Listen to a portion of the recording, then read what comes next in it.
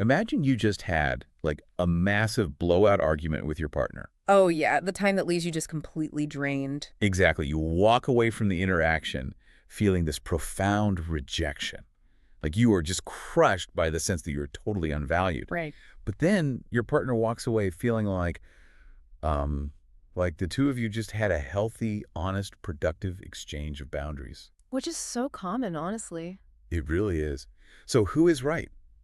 According to a really fascinating text we're exploring today on this phenomenon called emotional inconsensus, the answer is, well, both of you. Yeah, both are right. Welcome to today's deep dive. Yeah. Today, our mission is to understand why two people can experience the exact same event, literally in the exact same room, but walk away living in entirely different emotional realities. And, how you can actually bridge that gap without completely exhausting yourself in the process. Okay, let's unpack this, because the core conflict here is wild. Imagine one person experiences rejection, while the other experiences independence. Or one feels criticized, while the other thinks they are just being totally honest. Right, and neither person is necessarily wrong here. They are just living in unaligned emotional Which realities. is such a crazy concept. You're watching the same movie, but your brain is playing a completely different soundtrack. Exactly. It completely changes the genre of the film. And it is a dynamic that sits at the very core of relationship struggles, family estrangements, even community divides. Wow. Because, we all know what a simple disagreement looks like, right? Arguing over who forgot to pay the electric bill or whose turn it is to walk the dog. The mundane stuff. Right, the mundane facts. Mhm. But emotional inconsensus isn't about arguing over facts. It is a fundamental lack of shared emotional resonance. It's about the emotional meaning your nervous system actually assigns to what just happened. So to really understand how this emotional gap forms between adults, we can't just look at the argument you had this morning. We have to rewind the clock. Oh, way back. Yeah, right back to childhood. We need to look at how your nervous system first learned to process emotion in the very first place. Because human nervous systems, they do not develop in a vacuum. From infancy onward, your brain basically wires itself through interaction. Through other people. Yes, exactly. It's a biological process called co-regulation. A baby cannot soothe its own nervous system, right? It relies entirely on the adults around it. So a kid cries, and an adult responds with comfort, which brings the child's heart rate back down. Right. Or a child smiles, and an adult smiles back, which releases dopamine. Mhm. And through, thousands of these daily micro-interactions, children learn a crucial lesson. Which is that my internal experiences are real, they matter, and they make sense to the outside world. Yes. And we call this emotional attunement. So think about the messaging you received growing up. Attunement is that unspoken message of, I recognize your experience is real. But for so many people listening right now, that is not the message they received. No, definitely not. So what happens biologically when a child is repeatedly met with emotional non-recognition? What's fascinating here is that it creates a profound split in the developing brain. Like, when a child is visibly distressed, their body is flooded with cortisol. Their heart is racing. Yeah, their physical reality is screaming that something is wrong. But if they repeatedly hear things like, "you're fine," or "stop crying," it's not a big deal. Or the classic, you're too sensitive. Ugh, yes, exactly. When they hear that, their environment is actively contradicting their biology. The external world is telling them that their internal physical experience is just false. That sounds incredibly confusing for a kid. It is. Over time, the child's brain has to reconcile this massive gap between what is felt on the inside and what is actually acknowledged or allowed by the outside world. Listening to you explain that disconnect, it sounds almost like growing up in a room full of funhouse mirrors. Oh, I like that analogy. Right. Like imagine standing there, knowing what you look like, knowing how you feel, but every single mirror you look into shows you something wildly distorted. Yeah. Your arm looks huge, your head looks tiny. If the adults around you, who are essentially the mirrors you rely on, never accurately reflect what you feel, you are forced to adapt just to survive the psychological confusion. That is a very visceral way to visualize it. But we really have to add a critical caveat to that analogy. Okay, what's that? A child in that room doesn't blame the mirror. Oh, wow. Yeah, a child blames themselves. They assume their internal reality is what is actually broken, so their nervous system adapts. How so? Well, some children learn to completely suppress their emotions. They realize that showing emotion only brings rejection, so their nervous system literally dampens their physiological responses. To shut down. Right. But then other children go the completely opposite route. They amplify. They start shouting, throwing tantrums, acting out. Because they're just hoping that if they get loud enough, one of those mirrors will finally reflect them accurately. Exactly. And then others become chronic over-explainers, desperately trying to use words to force the environment to understand them. And the wild part is, those survival mechanisms don't just vanish when you turn 18. Not at all. We carry those childhood adaptations right into adulthood. Which brings us to the present day. Because of these different childhood adaptations, we enter adult relationships speaking entirely different emotional languages. We really do. Forged by whatever we had to do to survive our specific funhouse. And the source text breaks down how these languages clash into 5 specific layers of our daily lives. Yeah, the 5 layers. I really want to spend some time here because this diagnostic framework is incredibly illuminating. Let's ground this in a real mundane scenario. Okay, sounds good. Let's say you and your partner have an ongoing conflict about dishes being left in the sink. How does emotional inconsensus break down across these 5 layers? Let's trace it. So the first layer is the emotional layer. This is just the baseline, raw feeling triggered by the event. Okay, the baseline feeling. Yeah. In your scenario, one partner sees the dishes and feels a spike of genuine hot anger. The other partner sees the dishes and feels a mild, passing annoyance. Right. Right out of the gate, the raw emotional data flooding their respective nervous systems is completely different in magnitude. Which feeds directly into the second layer, the interpretive layer. Yeah. This is where the brain tries to answer the question, why is this happening and what does it mean? And the interpretation is everything. The partner who feels anger might interpret those dishes as a profound sign of disrespect. Like they left these here because they expect me to clean up after them, which means they don't value my time. Exactly. The other partner, however, might interpret their own action of leaving the dishes as simply, I was rushing to get to work so I could provide for us, and I plan to wash them later. Wow. So one interprets the action as neglect or even control, while the other interprets their own action as prioritizing the family. Precisely. So we are already living in 2 entirely different realities, and we haven't even spoken a word to each other yet. That is so true. Which brings us to the third layer, the communicative layer. This is how we actually express the emotion we've just interpreted. Right, and this is where those childhood adaptations really show up. Let's say the angry partner grew up needing to amplify to be heard. The yellers. Yeah, they might communicate through a loud, sharp verbal confrontation, but the other partner might have grown up learning that conflict is dangerous. So their communicative style is total silence and withdrawal. Oh man, so you have one person using volume to seek connection and the other person using silence to seek safety. Yes, they're fundamentally misreading each other's communication tactics. And that misreading bleeds right into the fourth layer, the relational layer, which is all about what we expect the relationship to do in moments of stress. Exactly. What does intimacy look like in conflict? Right. So the amplifying partner might feel that true intimacy means hashing it out until there's a resolution. Like closeness requires engaging. But the withdrawing partner might feel that intimacy means giving each other space to cool down. Which means what feels like necessary space to one feels like brutal abandonment to the other. Which culminates in the 5th and perhaps most profound layer, the somatic layer. The physical body. Yes. This is how the physical body absorbs all of this misalignment. If we connect this to the bigger picture, your body detects emotional misalignment long before the conscious brain does. Really? Before the brain. Yes. When these layers continuously clash, when you feel anger, interpret it as neglect, try to talk, and your partner responds with silence, your autonomic nervous system registers that as a biological threat. The nervous system is always seeking coherence, and when it fails, it physically reacts. I want you to explain the biology of that threat response, because the physical toll of this is something people rarely talk about. Like, why does arguing with someone who doesn't understand you make you feel physically sick? It comes down to a process called neuroception, which is your nervous system's subconscious radar for safety or danger.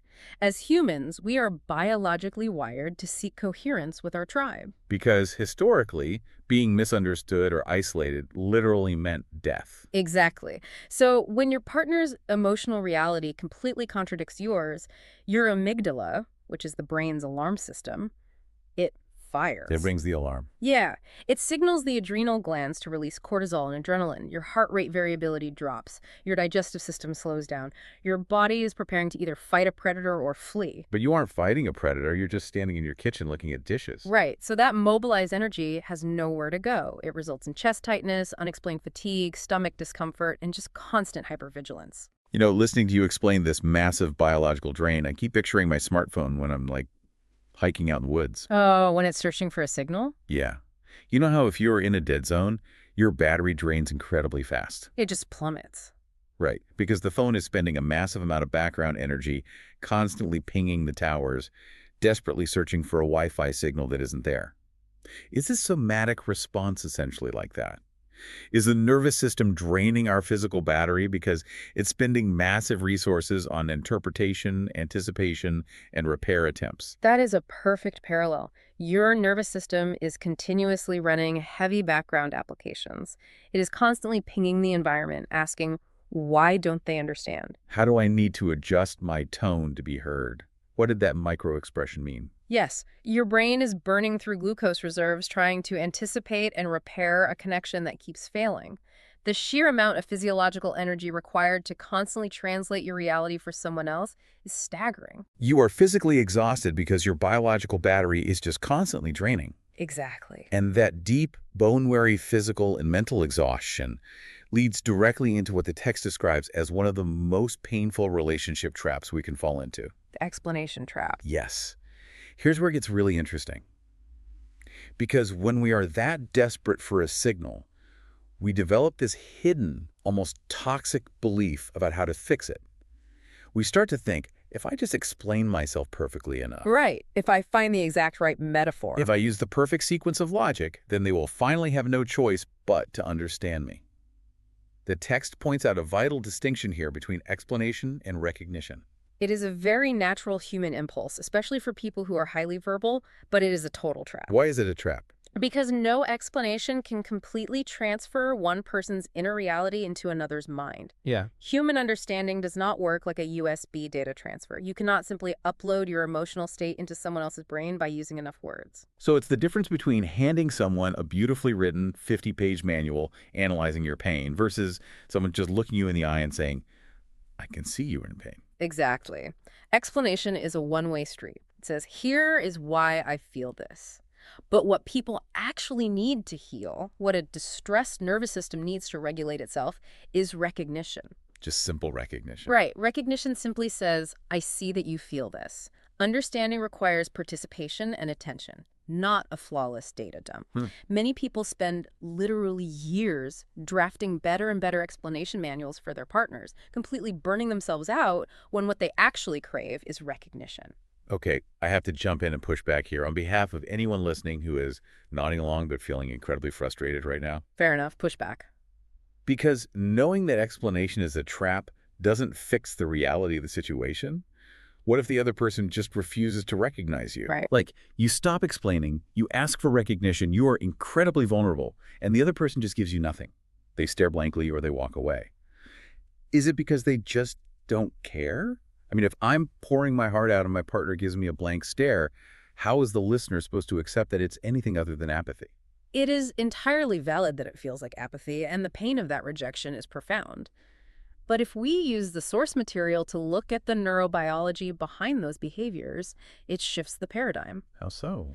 When someone fails to offer attunement in those high-stakes moments, emotionally unavailable behaviors are often learned adaptations. It is very rarely a lack of care. It is almost always a lack of capacity. What do you mean by a lack of capacity? Like, they literally cannot do it. In that moment, yes. Think back to those childhood adaptations we talked about. If someone grew up in an environment where intense emotion was dangerous, their nervous system learned to survive by shutting down, maybe they fear emotional responsibility. Right, they learn survival through suppression. Exactly. So when you come to them with intense vulnerability or anger, their nervous system doesn't register an opportunity for intimacy. It registers a massive threat. They experience something called a dorsal vagal shutdown. A shutdown? Yeah, their system gets so overwhelmed by the sympathetic arousal that it basically pulls the emergency brake They go numb, they dissociate, they give you a blank stare, not because they don't care, but because their internal machinery for processing emotional intensity has completely overloaded. Wow. They tripped the breaker. Precisely. They lack the structural capacity in that moment, and realizing that is a double-edged sword. On one hand, it removes the story of malice. It's not that they don't love you. But on the other hand, You have to accept that no matter how perfectly you explain yourself, this person may never have the biological capacity to offer you the recognition you were starving for. that is a deeply heavy realization. But it leads us to a fascinating secondary point in the text. This lack of capacity isn't just an individual issue. We've been talking about couples and parents, but the text expands this to entire communities and cultures. The cultural component cannot be overstated. Right, because entire communities prioritize different things. Every community, every family unit, every workplace has an emotional culture that dictates what is allowed. Yeah, they have entirely different emotional rules. Think about crossing borders between these cultures. Imagine you grew up in a highly expressive family. If you were sad, you cried at the dinner table and you talked it through. Emotional literacy and empathy were the ultimate currency. Sounds lovely, honestly. It does. But now, imagine you take that nervous system and you get a job at like a high-stakes, stoic corporate law firm. Mm. Every day you walk into an environment that entirely prioritizes performance, productivity, and the absolute suppression of emotional display. And if you assume your home culture's emotional norms are universal, you are going to suffer immensely. Assuming our emotional norms are universal is a massive driver of conflict. Oh, absolutely. If you try to seek emotional recognition from a senior partner at that law firm, you will feel constantly gaslit. This raises an important question, though. What's that? If perfect translation isn't possible, and some people lack the capacity for recognition, and we are constantly crossing between different emotional cultures, what is the actual goal here? Right. If perfect consensus is impossible, how do we actually find healing? The text explains that the goal is coherent relationship, not identical experiences. Healing means developing the capacity to remain connected despite differences. And how do we do that? Through self-attunement, emotional literacy, and genuine curiosity. It starts with self-attunement. You have to learn to recognize and validate your own physical and emotional experience without immediately requiring the other person to validate it for it to be real. Meaning, you have to become your own accurate funhouse mirror. Exactly. If your heart is racing and you feel hurt, that is real, regardless of whether your partner agrees. Once you have that self-attunement, you can approach the other person with genuine curiosity rather than an agenda to convert them. So what does this all mean? Let's distill the core aha moment for the listener. Coherence sounds like I don't experience it the same way, but I can see that it matters to you. That is the pivotal shift. You don't have to agree with someone's interpretive layer to validate the reality of their somatic layer. You don't have to agree with someone to validate their existence. Exactly. Coherence is the ability to say, I may not experience what you experience, but I recognize that your experience is real for you. When you can do that, you stop draining the battery. It is incredibly liberating when you really let that sink in. We have taken a deep journey today. We started by looking at the childhood roots of emotional non-recognition, how our early environments hardwire our nervous systems. Right. Then we traced an argument through the 5 layers of inconsensus, exploring the real physical exhaustion of constantly trying to translate ourselves. The battery drain. Exactly. And then we confronted the truth that explanation will never replace recognition and arrived at this liberating realization. We do not need perfect agreement. We just need mutual recognition. The deepest form of healing isn't being agreed with, it's being genuinely seen. It really changes how you view every interaction. And, as we consider how vital that early face-to-face mirroring and recognition is for shaping our nervous systems, it leaves me with a final thought to ponder. Oh, I love a final thought. Let's hear it.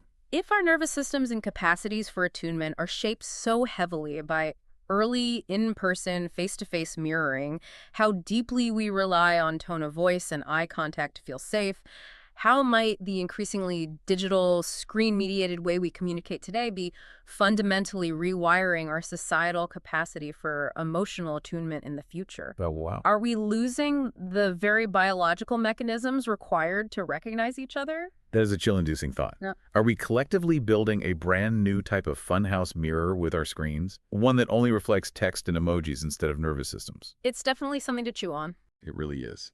Well, thank you so much for joining us on this deep dive. To you, the listener, As you go through your week, the next time you find yourself in the exact same room as someone else, but living in a totally different emotional reality, don't exhaust yourself trying to write the perfect explanation manual. Take a breath, check your own battery, and just try practicing a little sincere attunement instead. We will catch you next time.